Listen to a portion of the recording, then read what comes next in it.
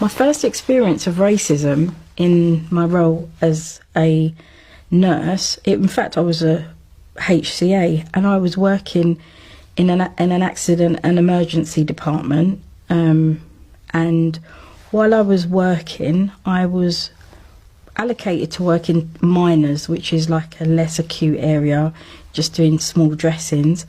Then about 20 minutes before my shift was finishing, one of the staff nurses asked me to do an ECG on a patient. So I got a handover. This patient, I think he was like 80 years old, and he'd had chest pain, and the family said, the nurse who handed over said he needs an ECG. Because they were short-staffed in that department, would I come and do it? So I went in, I introduced myself to the patient, and he had his son and his daughter.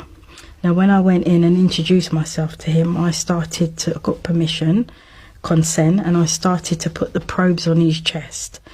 And then the son basically said, "We don't want you to look after our dad."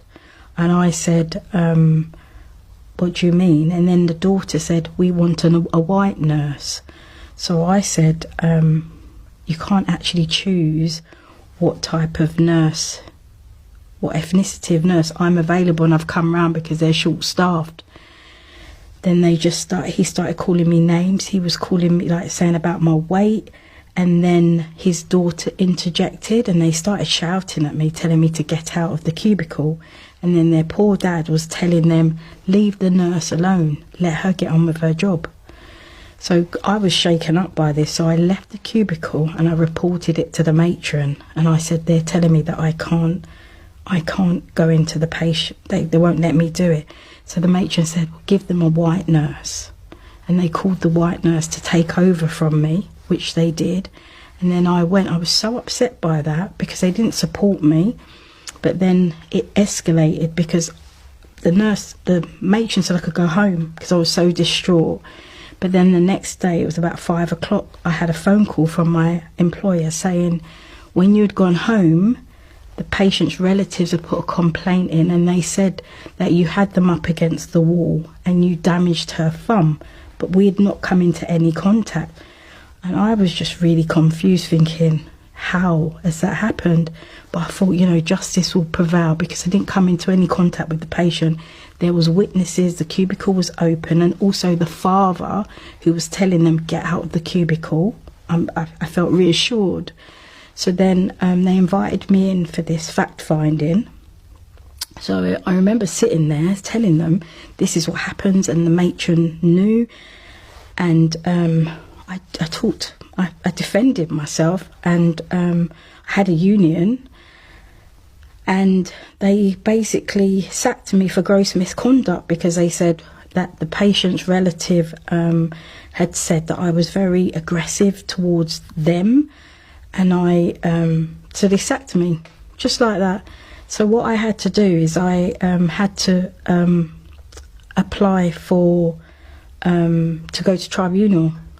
So to cut a long story short, I went to Croydon Tribunal where I won my case. The judge said that they had ambushed me, and the judge said that because they didn't support me, it was completely wrong. However, it didn't end there, because what the family then went on to do, the family went to the local police station and they also reported me to the police. So the police had asked me to speak to them and give a statement, which I did, and I told the police exactly what I've just said to you now. And they said, okay, we're going to conduct our investigation.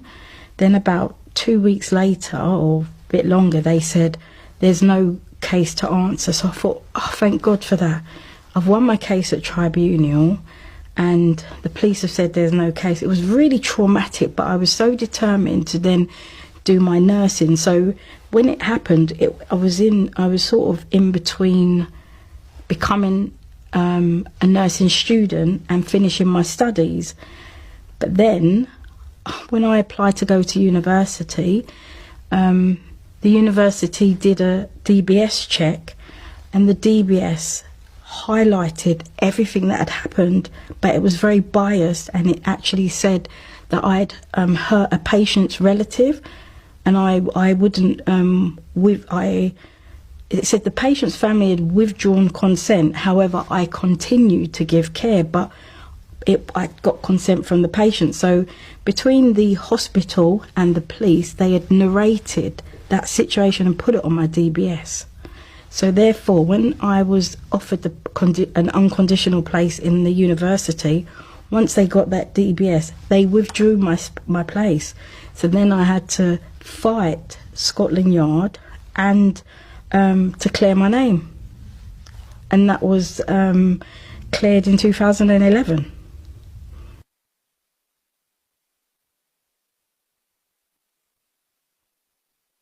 Once I'd cleared my name, they would accept me. I've got the letters and everything. I can always send you. The DBS was unbelievable. It was like a whole page, and I hadn't even done anything. But this is very common, and I'm seeing it a lot with my organisation. It's very common. What they do is they create a narrative and they put it on your DBS spitefully, on purpose, to stop you. Because anybody reading that, you would say, no, that person is not going to be able to work in care. So the DBS is almost like a tool that's used to